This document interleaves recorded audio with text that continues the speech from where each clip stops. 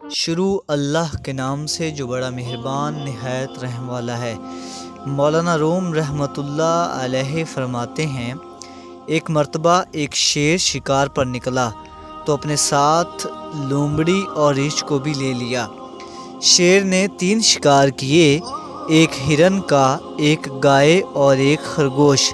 واپسی پر ریچھ بڑا اترا کر چلنے لگا کہ شکار میں ہمارا حصہ بھی ہے۔ شیر بھانپ گیا۔ اس نے ریچھ سے کہا کہ شکار کے متعلق کیا کہتے ہو؟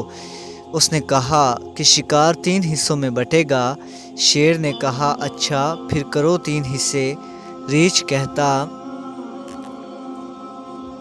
ہے کہ شیر تو جنگل کا بادشاہ ہے، بڑا ہے، اسی لیے گائے تیرے حصے میں درمیانہ ہوں، اسی لیے ہرن میرا اور خرگوش لومڑی کا۔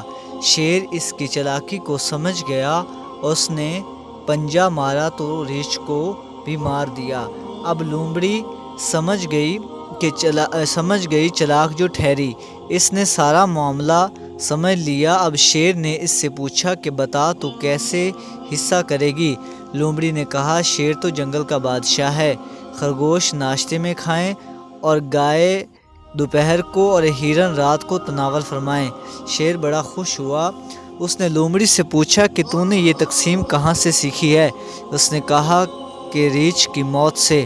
مولانا روم رحمۃ اللہ علیہ فرماتے ہیں، اے غافل انسان، تو بھی کچھ موت سے سیکھ جا۔ جب تیرے پاس تیرے اپنے موت کی نیند سو جاتے ہیں تو بھی سمجھ اور دھیان کر۔